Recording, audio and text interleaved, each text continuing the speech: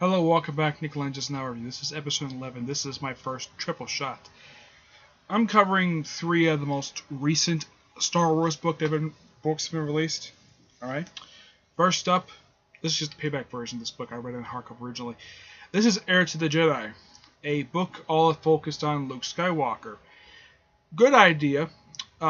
It's an okay book, to say the least. Not much to say about this book. It's just basically what Luke was up to right after the events of New Hope. Pretty much picks up like right where the movie leaves off, but him just going off and trying to find some other stuff dealing with the Jedi. And of course, the book is told from a lot of perspective of R2-D2 a little bit. It's an okay book. It's not much to say for Heir to the Jedi, but it's an okay book. It's not horrible. But the book is written by Kevin Harding. So, it's an okay book. I'm giving the book a 7. 7 is still a good rating, but still decent for what it is. Next, Star Wars Battlefront-Twilight Company, a book that's sort of tied into the new Battlefront game that came out last year. This book is written by Alexander Freed. This book is actually pretty interesting. It basically details this company called Twilight Company, and it's kind of interesting, to say the least. Details some of the battles they participated in over the course of a near 20-year period, from between the trilogies and like during the main trilogy, and a little bit afterwards. But it's still an interesting book to read.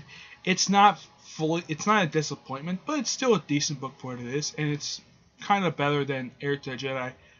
I'm giving this book an 8. I know I'm kind of quick with these books, but not much to say about these ones. Now this next book was actually highly hyped before it came out, because this book took place maybe a few weeks. It's basically what happened after. It's not immediately after Return of the Jedi, but what happened after that. Aftermath by Chuck Winnick. And yes, I know that the guy is also writing, right now he's writing Hyperion. And this is actually book 1 of a trilogy of books.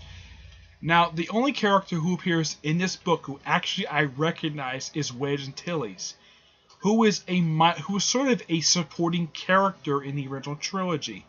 He at times didn't have enough screen time because a lot of his footage was actually cut, and the actor who played him in the original trilogy declined to come back to the most recent installment because he says he's too good for Star Wars and the fact he's busy with the British TV show. Now, there were some complaints basically that, like the show would have complained about no one liked the gay character. It's okay to have a gay character in Star Wars. So this is the second one that said there actually has been in Star Wars, though a lesbian, but it's okay. But a lot of the characters, with the exception of Wedge Antilles, are really not that interesting. Wedge Antilles, I thought, was the most interesting aspect of this book. Following him throughout most of this book, and say he's Captain Wedge Antilles from the New Republic, and here's the Empire, like, okay, this is interesting. Yeah, but it's not immediately after Return of the Jedi, more like a month, maybe, but it's a really thick book. Out of the 3 books, this is actually a bit shorter than Twilight Company, but a lot of people say this book was actually disappointing. It's not a horrible book, but suffice to say, it is kind of a disappointment, but not a really big disappointment. But I'm giving this book the same rating I gave Heir to the Jedi, a 7 out of 10. And I'm looking forward to the next book. Basically, it's called Aftermath Light Debt. So, that's it for this book. Alright, not much to talk about those books. I just felt like reviewing them because, well, they're Star Wars. Alright, so that's it for this episode. Stay tuned for the next episode. You know your chance to do it, which will be episode number 12. And I've decided if it's a double shot, triple shot, or single shot, okay? So then, see you there. Bye.